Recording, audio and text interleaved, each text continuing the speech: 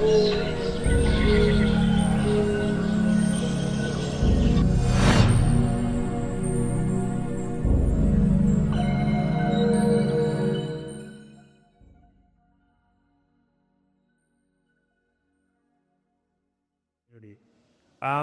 our next speaker that I'd like to invite is Dr. Mark Pepper.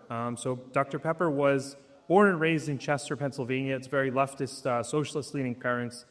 He was raised observantly in the conservative Jewish tradition with family that is heritage tracing back to several very important Jewish families in the Jewish faith.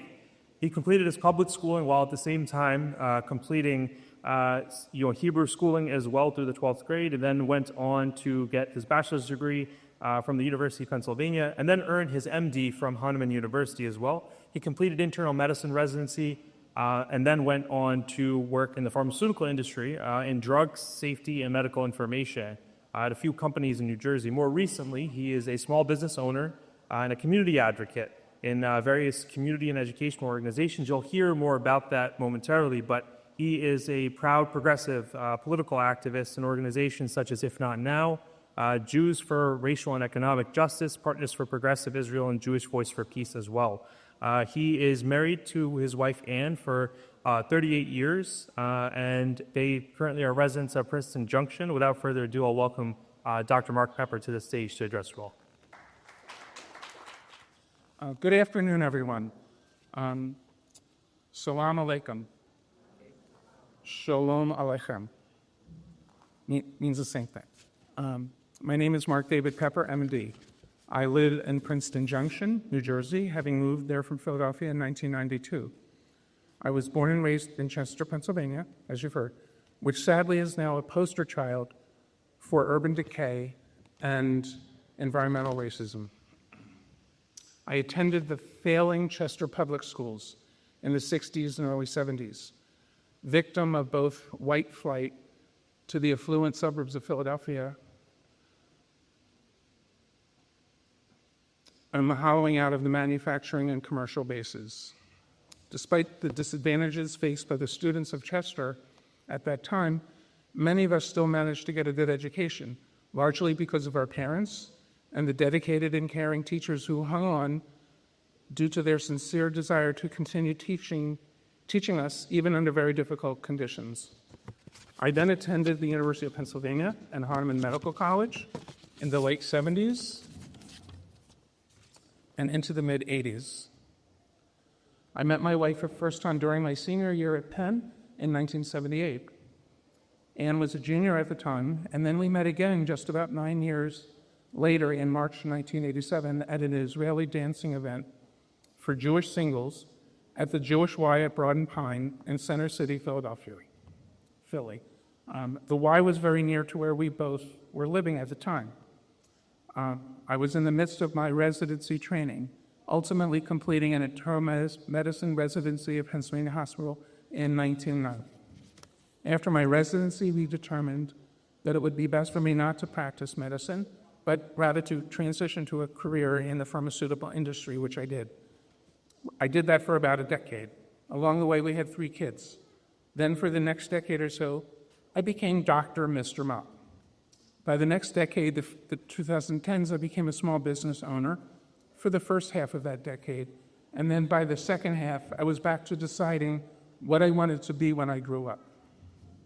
Eventually, I found my way to what I am proudly doing now, but not before a lot of moaning and complaining, then soul-searching, and then eventually and more productively, volunteering, joining advocacy groups, especially starting in January of 2017, along with organizing, supporting candidates, and worthy causes, all the while reading a lot of political and historical stuff, articles, books, and ultimately re-educating myself a great deal. Regarding today's theme of unity and collective action according to the wisdom of the Prophet Muhammad, I have to say, being Jewish, my knowledge of Islam is somewhat limited. Nevertheless, I have great respect for its beliefs and principles, as I do for Judaism and the other religions, provided the beliefs and principles of all of these religions are carried out sincerely, justly, and without hidden or even overt agendas. I strongly believe we all have the ability to set aside our differences, find commonality, and unite for the betterment of everyone. In addressing today's theme, I've chosen to share with you my personal journey so you understand where I'm coming from. I'm not a politician, a journalist, a member of the clergy, nor a thought leader. What I am is well-educated, deeply thoughtful and analytical, considerate of my surroundings, and also a spouse, parent, and grandparent. Most definitely, I am not an influencer. I consider myself to be a simple, humble person just trying to make my way through life as best as I can. Intertwined with all of the above is my Jewish journey. Briefly, I was raised to practice and love Judaism and to love Israel unconditionally.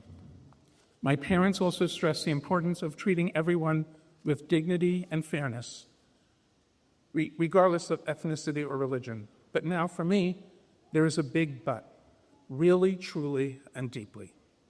Regarding unity, as a Jew, what concerns me really, truly, and deeply is the disunity that now pervades the Jewish community, first and foremost over Israel.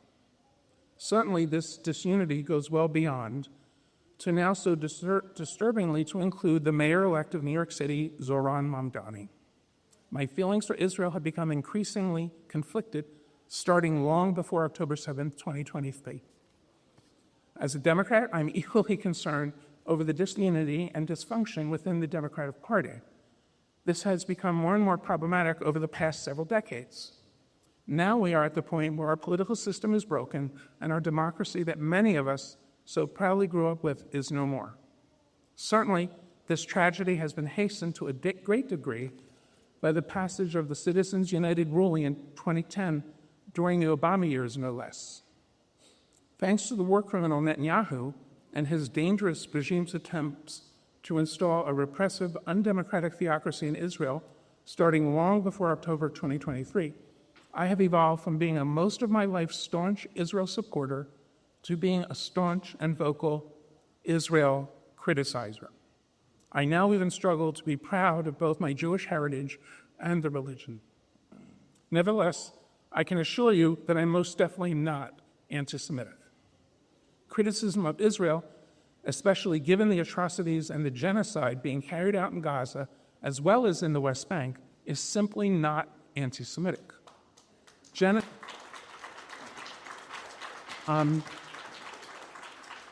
Genocide is genocide, and apartheid is apartheid. No getting around that. The excuse of self-defense was left behind long ago. Actual anti-Semitism certainly exists, and I experienced plenty of it firsthand, along with bullying, growing up in a largely Catholic neighborhood in the former white East End of good old Chester, PA, and many times since during my adult life, even in medical school and even in Princeton Junction. The troubles between the river and the sea started long ago, going back to the Balfour Declaration of 1917, and the resulting contradictory promises made to both the Jews and Muslims of that era.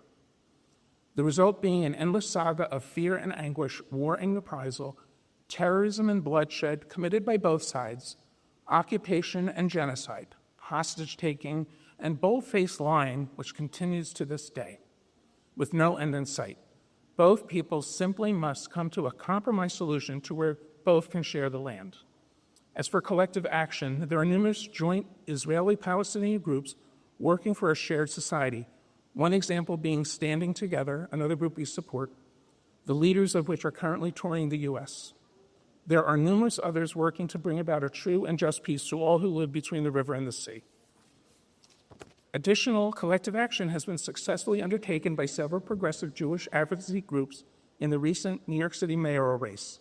My wife and I are proud members of two of these groups, namely JFREJ, Jews for Racial and Economic Justice, based in Brooklyn, and IfNotNow, a national organization which is the progressive answer to and a thorn in the side of status quo legacy Jewish organizations like AIPAC, the Anti-Defamation League, and the Jewish Federation, to name a few.